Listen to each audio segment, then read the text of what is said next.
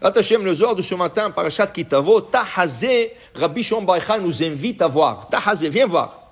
Bioma de Rosh Hashanah, Al-Maïdan. Le jour de Rosh Hashanah, le monde est jugé. Ou Bet Dina Kadisha et le tribunal céleste saint s'assoit, Yati Vedan Kol Alma. Il juge le monde.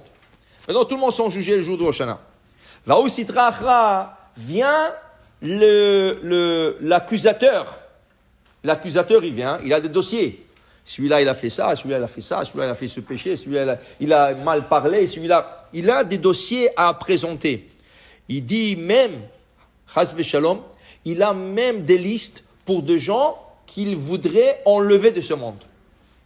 Il a des listes de gens qui ont fait certains péchés et lui, par son accusation, il est sûr de les enlever de ce monde. Le jour de Rosh Hashanah. Dis le Zohar, Rabbi Shimon Bar Yochai, viens voir, je t'enseigne quelque chose.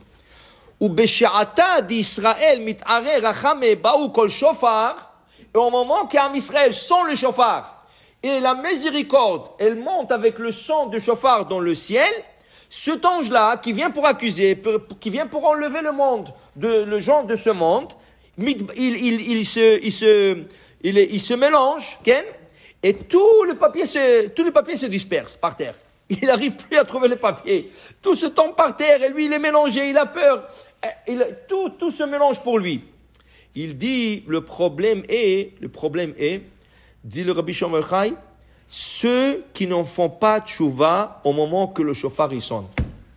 Là, il tient à leur papier. Ce papier-là, il tient. Celui qui entend le shofar, il fait tchouva. L'ange, il se mélange, son papier, il tombe quelque part du ciel, ils font que le papier, il tombe, il ne trouve pas et tout ça. Mais c'est lui qui ne fait pas de tchouva, il tient fort à son papier. Et là, il a le droit de l'accuser, il a le droit de l'enlever s'il arrive. Pour dire que c'est tellement important de faire teshuvah au moment qu'on sent le shofar. Qui veut dire, shofar, c'est une mitzvah assez de Oraïta. C'est une mitzvah de la Torah d'entendre la voix du shofar le jour de Rosh Hashanah. Okay? Ça veut dire que quand le shofar il sent, tu dois avoir en tête, Areni Mechaven, j'ai en idée de m'acquitter avec le shofar, comme la Torah nous ordonne d'écouter la shofar le jour de Rosh Hashanah. Alors moi j'entends ce que le Hazan. Mais non, ne commence pas à chercher. Ah, il est beau, comment, oh, il sent bon le shofar. Et l'autre il dit, non, regarde, ouf, il s'est trompé. Ne cherche pas ça. Cherche à se concentrer, faire tes teshuvah. Qui veut dire quoi, teshuvah?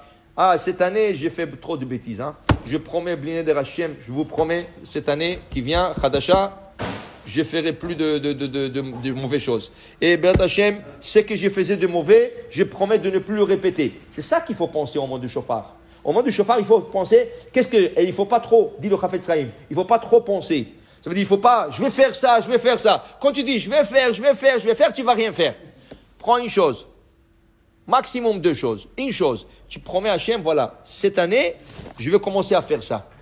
Et je suis sérieux, et je regrette sur le passé, regrette sur le péché, et prends sur toi une chose. Ça, c'est la teshuvah. Et de ça parle Rabbi Shimon Bar Yochai. Quand tu fais ça, au moment du shofar, Rachamim, de la miséricorde, commence à monter de ce monde vers le monde en haut, cet ange, il se mélange, et si, chas v'shalom, il y a un mauvais décret qui doit arriver ou quelque chose comme ça, tout s'enlève, tout s'efface. Pourquoi? L'importance de faire teshuvah. Maintenant, s'il y a des gens que malheureusement, ils n'ont pas la chance d'écouter le shofar.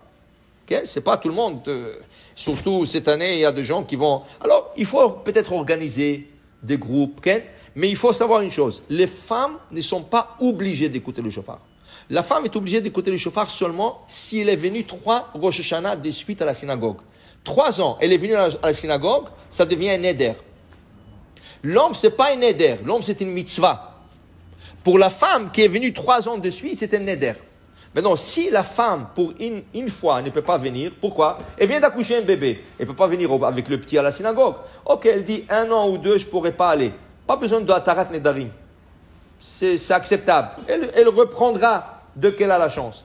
Mais si la femme décide, maintenant que j'ai le bébé, j'ai un autre à la maison, ça va être trop difficile pour moi de venir à la synagogue, cette femme a besoin de faire Atarat Nedarim Erev Rosh Hashanah.